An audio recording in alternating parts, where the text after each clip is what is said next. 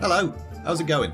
Hero fixed my model viewer problem and gave me another shout out. That guy's bloody brilliant. Anyway, in today's video, I'm starting the final chapter of Volume 2 and covering Reforging the Horde and Return of Garona. Let's make it slightly Christmassy, shall we?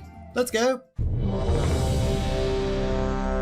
Time frame wise, we're about 8 years after the opening of the Dark Portal, and as we know, the orcs are not having a great time back on their dying homeworld. Natural life was pretty much going extinct due to fell energies. The orcs still felt real bloodlusty thanks to the demonic blood coursing through their veins. The Warsong and Shattered Hand clans were particularly nasty buggers. In an ironic turn of events, Ner'zhul, who was inadvertently responsible for all this crap in the first place, was now the closest thing the Horde had to a leader. Whilst the Horde had been invading Azeroth, he'd been left behind, and he'd spent his time hanging about in Shadowmoon Valley. But he didn't really want to be leader. He was still pretty upset. He was plagued with visions of orc skeletons littering a barren world. It even had a skull tattooed to his face, which was usually a practice reserved for failed apprentices or those marked as dead to the orc people. Not literally dead, just like, you're dead to me, Steve.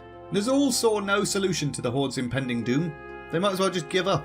However, Teron Gorefiend felt differently. He wasn't willing to just give up and die. Gul'dan's plan had fallen apart, but also there were moments of incredible power.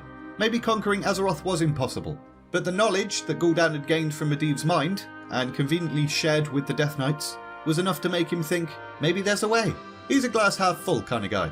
There were 3 particular artifacts that Gorefiend thought would be useful. The Book of Medivh, which, pretty self-explanatory, it's a book of Medivh. The Eye of Dalaran, crafted by the Kirin Tor, this artifact could focus and amplify magic. And the Scepter of Sargeras, which could open gateways between worlds. Thing is though, Teron Gorefiend and his Death Knights only really cared about themselves. If they escaped Draenor and found a new world, they would want sole dominion over it, sod sharing control with anyone else. However, in order to escape Draenor, they would need the Horde's help, because these artifacts were back on Azeroth. Even if Gorefiend could rebuild the Dark Portal, he'd need an army to assist in locating and obtaining these instruments of power. Unfortunately, nobody trusted the Death Knights, because Gul'dan created them. But Ner'zhul, well, the orcs trusted him. At first, the Elder Shaman was like, oh hell no, your plans sound shit. You want to go back to Azeroth to get some relics, to come back here, open some rifts, and then go somewhere else. That's the most convoluted thing I've ever heard. Also, do you think I'm an idiot? Even when you were alive, you stabbed me in the back. Now you're an unholy Death Knight, and I'm supposed to believe you've changed, and you're a nice bloke now. But Teron Gorefiend persisted. He explained how the artifacts worked, and how to create dimensional rifts. There are countless worlds out there, mate. Surely we'll find one to conquer.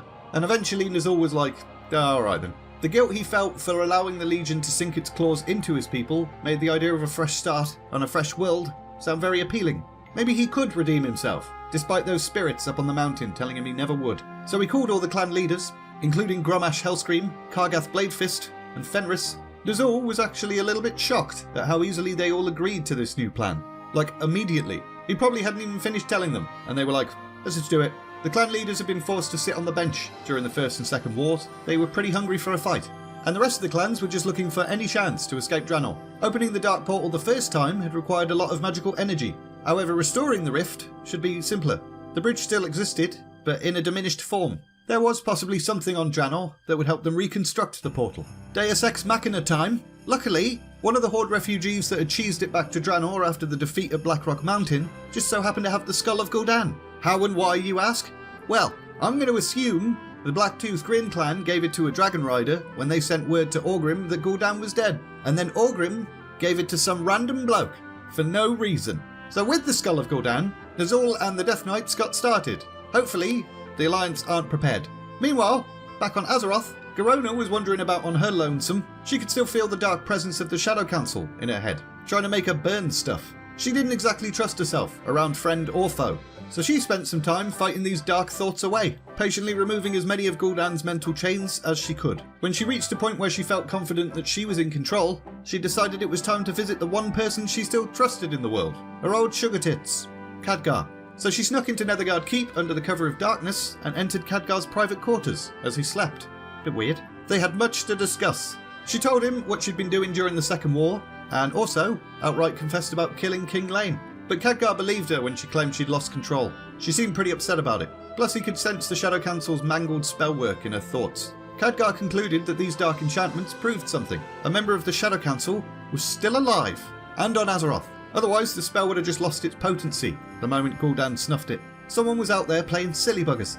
Over several months, Khadgar successfully unravelled the Shadow Council's hold on Garona. For the first time in her entire life, she was free, and Garona was extremely grateful for this. She offered to hunt down this sneaky Shadow Council person, and Khadgar was like, keep? But he needed her to do something else first. I need you to stay in the area, but hidden, because something weird is happening with the Dimensional Rift, and I have a feeling shit's about to go down. And we're leaving it there! In the next Volume 2 video, the Alliance prepare themselves for another invasion, there's a bit of a massacre, and then some random Deathwing stuff. I'll be out of town over the 3 Christmas days next week, off to see family and stuff, but I'll be back next Friday, and then after that, we should be back to the normal schedule again. Finally. Hope you guys all have a great holiday season. Depending on your stance on drinking, do it loads or don't do it at all. As always, thanks very much to those of you who support the channel as patrons. Links in the description if anyone wants to support the channel in that way. And there's a link to the Discord server there as well. If you enjoyed this video, like, subscribe, all of that bollocks. And all that's left to say is, thanks for watching, and see ya!